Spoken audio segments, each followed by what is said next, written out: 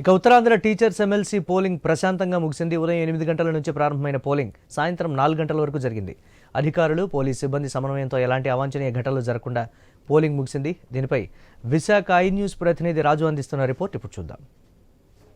ఆంధ్ర ఉపాధ్యాయ MLC ఎన్నికల polling ముగిసింది. ఉదయం 8 గంటలకు మొదలైనటువంటి పోలింగ్ సాయంత్రం సరిగ్గా 4 గంటలకు ముగియడంతో అప్పటి వరకు పోలింగ్ స్టేషన్లో ఉన్నటువంటి ఓటర్లకు మాత్రమే అవకాశం కల్పిస్తూ ఎన్నికల అధికారులు అయితే గేట్లను మూసివేయడం జరిగింది.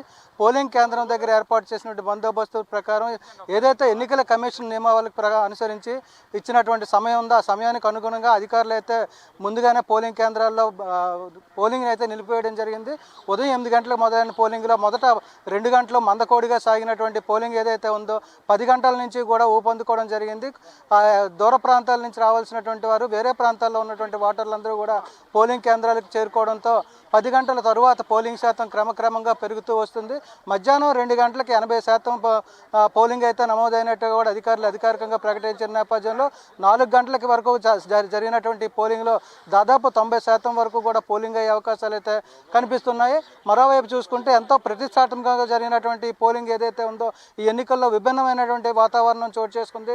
ఎంతో ఆసక్తికరమైన వాతావరణం చోటు చేసుకుంది. మొత్తం ఉత్తరాంధ్ర ఎమ్మెల్సీ టీచర్స్ ఎమ్మెల్సీ బరిలో 10 మంది అభ్యర్థులు బరిలో ఉన్నారు. అందులో 3 మధ్య మాత్రం తీవ్ర పోటీ నెలకొందని చెప్పుకోవచ్చు. అందులో సిట్టింగ్ ఎమ్మెల్సీ పాగలపాటి వర్మ, అదేవిధంగా పాగలపాటి వర్మతో పాటు మాజీ ఎమ్మెల్సీ గాది శ్రీనివాసులు నాయుడు, అదేవిధంగా యూటీఎఫ్ నుంచి బరిలో ఉన్నటువంటి విజయ్ గౌరి, 3 మధ్య కూడా తీవ్రమైన ఉత్కంఠమైన పోరు సాగినట్టు తెలుస్తుంది. ఈ నేపథ్యంలో ప్రచారానికి కూడా చాలా ప్రాధాన్యత ఇస్తూ ఉపాధ్యాయ సంఘాలన్నీ కూడా వాళ్ళ పరిధిలో ఉన్నటువంటి ఓటర్లు ప్రభావితం చేసే పని కూడా చేశారు. మరోవైపు ఎన్నికల కమిషన్ ఆధ్వర్యంలో ఉన్నటువంటి అధికారులు కూడా పోలింగ్ సజావుగా సాగేందుకు చేసినటువంటి ఫలితాలన్నీ కూడా సఫలీకృతమని చెప్పుకోవచ్చు. ఎక్కడా కూడా ఎలాంటి అవాంఛనీయ సంఘటనలు జరగకుండా పోలింగ్ జరిగిందని చెప్పుకోవచ్చు. ముఖ్యంగా ఏదైతే అధికారులు అంచనా వేశారో 90% వరకు పోలింగ్ జరుగుతుందని అంచనా వేశారో దానికి అనుగుణంగానే ఈరోజు అయితే పోలింగ్ జరిగిందని చెప్పుకోవచ్చు. ఇక 4 తర్వాత మరి కాసేపట్లో దాని పోలింగ్ పర్సంటేజ్ కూడా 3 జిల్లాల నుంచి రావాల్సి ఉంది కాబట్టి అది కొంత ఆలస్యం అయ్యే అవకాశం ఉందని అధికారులు చెప్తున్నారు. ముఖ్యంగా ఏదైతే ఈరోజు జరిగినటువంటి పోలింగ్ ఉందో ఈ పోలింగ్ సరళి మొత్తం కూడా ఒక ఆసక్తికరంగా మారిందని చెప్పుకోవచ్చు.